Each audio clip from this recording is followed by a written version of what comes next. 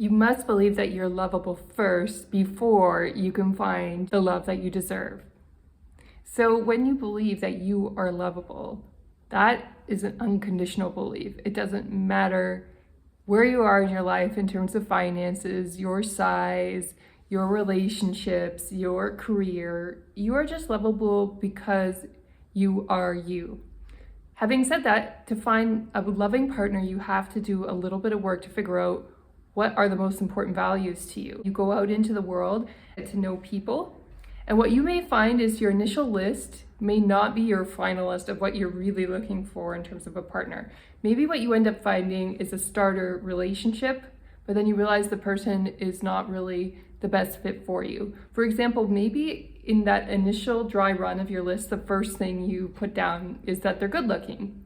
There's nothing wrong with this attribute. You can try and see how it goes when you date good looking people, but what you may discover from your life experience is that there are more important qualities to you than the person is good looking. So maybe they're good looking, but they're not very intelligent, for example. You ask them a question about what's going on in politics, you agree or disagree, and they're like, I don't know what you're talking about. Or maybe you put first that the person has to be financially successful.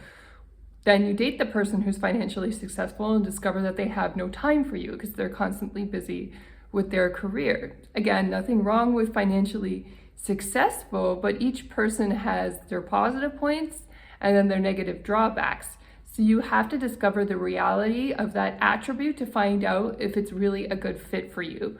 But having said that, it doesn't necessarily make it wrong. It just means that there is a reality to it that you have to experience and get to know to see if it's a right fit for you.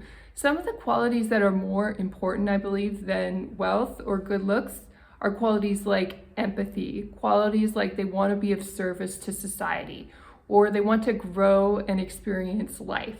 Or maybe they really value love and connection with animals and they want to adopt pets. That can be a big factor as to whether a person is a right fit for you, because if you like pets and the other person doesn't, then your lifestyles may not mesh. And then it's the same with things like children or buying a house, other long-term commitments. If you want to do something that is a long-term commitment, you have to see how that works with another partner and if your lives can fit together.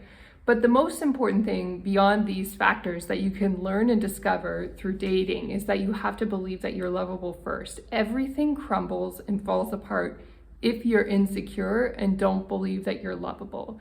And this is an inside job that you need to do for the rest of your life. Maybe you get the message and you do a good job in your 20s that you are lovable, but then when you hit your 30s and 40s, for some reason, you get some messaging saying that you're not because you're too mature or something like that. Then you need to reprogram yourself again to be lovable. That's all you really need to do, is tell yourself all the reasons why you deserve to be loved. And each stock has its pair. So just because you're mature or in a different phase in your life, there could be somebody else who's mature, who's a good fit for you. And if you're interested in working out, then you want to pick somebody who also has that same lifestyle and interest and wants to work out with you. These are the sorts of things to look for in a partner. And if you find someone who's a good match and has the similar values that you do, then that can be the person who's right for you. That's why loving yourself is so important, is that the other person can leave you for whatever reason. Maybe they die in a car crash, or maybe they're downsized at work and the only place they can get another job is halfway across the country or another country completely. Perhaps somebody in their family dies and they have to leave and go look after that family member because nobody else can do it. Whatever those things are, things happen in life and it ebbs and flows like the ocean. So separations can happen even in a really healthy relationship. And that's why loving yourself has to come first, and you have to keep remembering why you are unconditionally lovable at different phases of your life, regardless of if you're fit or if your money is spent because you had an emergency.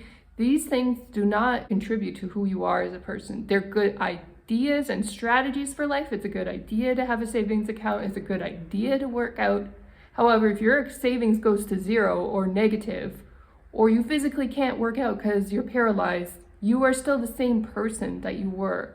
And so your self-worth should not be contingent on you doing these things. Your self-worth is contingent because you inherently are a good person, and because you want to grow, you do those things. You see, there's a difference there. And we choose to do activities to grow because it helps us enhance who we are, and it helps us become a better person with more skills to contribute to society. We have better health, we're able to make more commitments, we're able to give in places where it really matters. And so that's why we grow, okay? It's not because we absolutely have to do everything and give ourselves away and put ourselves last in order to be worthy. This is not the right approach to growth.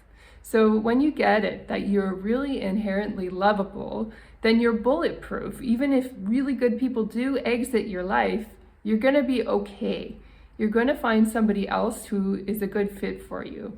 And in the environment that we live in today, even if you come from the religious background that marriage is supposed to be for life, your other partner just may not feel the same way. And so you can never be fully protected from divorce.